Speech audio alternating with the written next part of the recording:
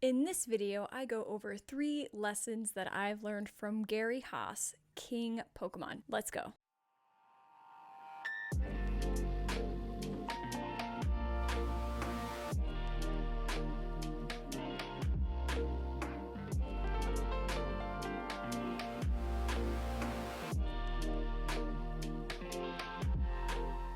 Hello everyone, and welcome to the Geeked Out Collecting Show, where we apply financing and investing principles to our favorite hobby collectibles like Pokemon, Fortnite, Magic the Gathering, comic books, all that stuff, you name it, we try to go through it all. And today I want to go through 3 lessons that I've learned from Gary, King of Pokemon. The first lesson I want to go through today is don't rip sealed product unless you have a reason to. But also don't try very hard to find a reason to. There is nothing like ripping open packs. Part of it feels like a gamble, and you get this feeling of a rush, especially when you hit something big. It's awesome. It's great not just for the experience, but also because it's a great way to learn a set. So it gives you an idea of the pull rates, and then also it helps you learn the cards that are in the set. So overall, it's just really fun, right? But time and experience has taught us that there are a lot of reasons to keep a valuable product sealed. To be exact, 450,000 reasons if you own a first edition Shadowless booster box. Now granted, depending on the kind of collector you are, ripping open boxes makes sense. And that's completely okay, because there is value for you in opening the boxes and enjoying the hobby. Now, if you are a long-term investor collector, that might not be the best way to go for you, because if you rip open boxes, you could be potentially robbing yourself of the opportunity to realize ROI in the future if and when that box appreciates in value. So if you are at a point right now where you're not sure whether you want to rip boxes or packs, I would just use Gary's rule of thumb and just don't open them unless you have a really good reason to, but also don't try too hard to find a reason either. If your future self is going to regret opening those boxes, then just don't do it. I know this from my own personal experience, because in 2019, I owned about 22 to 24 Fortnite Series 1 mega boxes. I saw them at Target every time I went. They were not moving off the shelves, no one was buying them, so I decided, you know what, I'm just gonna get all of these boxes. So I did, and I ripped open all of them. Now, just to give you some context, these boxes at MSRP were $20. Now, the most recent sale for one of these boxes, sealed, US print mind you, was going for about $3,000. So we're looking at about $72,000 that I could have potentially realized in gross sales if I had decided to not open the boxes, to keep them sealed, and to potentially sell them at this time that we're at right now. Obviously, this was a huge punch in the face, really sucked, but at the end of the day, it helps me increase my pain threshold for decisions that I may or may not make and potentially regret in the future. So yeah, I missed out on probably some of the biggest ROIs I've ever seen in my life, but you know what? You either win or you learn a lesson. And that lesson taught me, just keep it sealed. Seriously, just keep it sealed.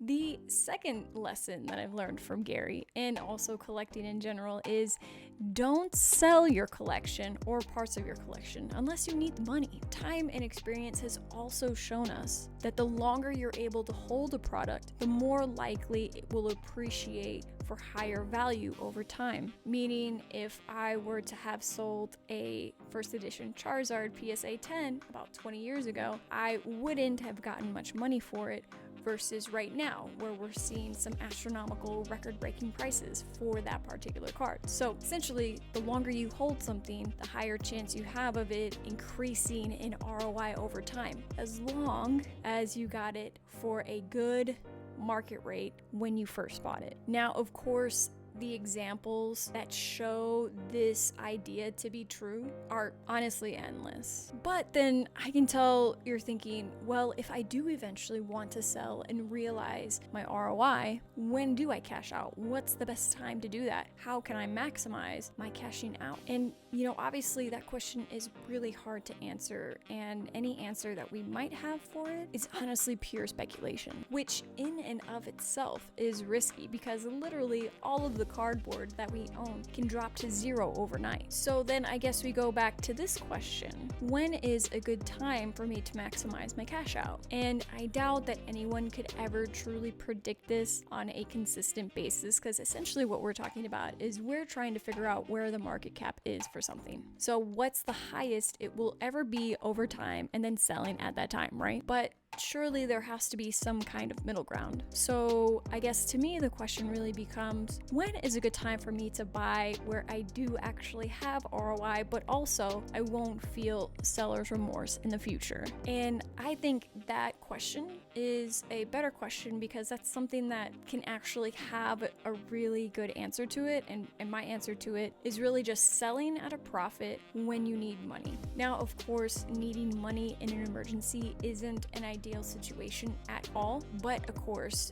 in those situations you have to do what you have to do, and unfortunately sometimes the collection has got to go. But there are other situations that I can think of that are positive reasons to let go of your collection because you're moving money essentially from your collection to something else that is valuable to you. So for example, buying a house, maybe doing renovations on an existing property, or even moving money from one collectible to another. For example, selling your Pokemon cards to put your money into vintage cars. Who knows? The point is that you are making the decision when you want to at a time when you are able to reap profit. So if you are buying something that you want, it's really kind of hard to feel seller's remorse truly during these times, because even though, let's say you sold X item for $10,000, and if you would have waited 3 months, you could have gotten it for $15,000. Yeah, those things suck, but at the end of the day, if you took that $10,000 and put it into something that you do cherish and that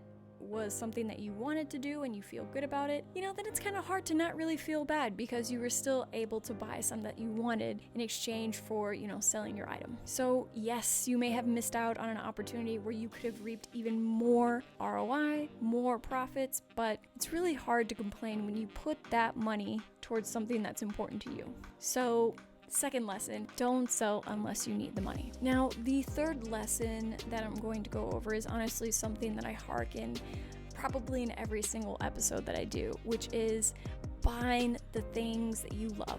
Because if you continue to buy things that you love, you will have a collection that you love and you cherish. Of course, you can balance this by buying things that you love that also have good long-term investing potential. But again, depending on why you're collecting will also dictate how many items you buy for love versus how many items you may buy for short-term gains or long-term gains. But even still, if you've bought things that you love at manageable prices that don't make you go broke, you really can't go wrong, period, every single time. So buy the things that you love, that are important to you, things that you have emotional attachments to, and just bump what other people say. Because at the end of the day, you really can't go wrong when you are just buying for you. So to wrap things up, Gary has honestly taught me a lot. Of course, a lot of this is also informed in my actual experience to collecting, but he has helped me put a lot of things that I've experienced or seen into words.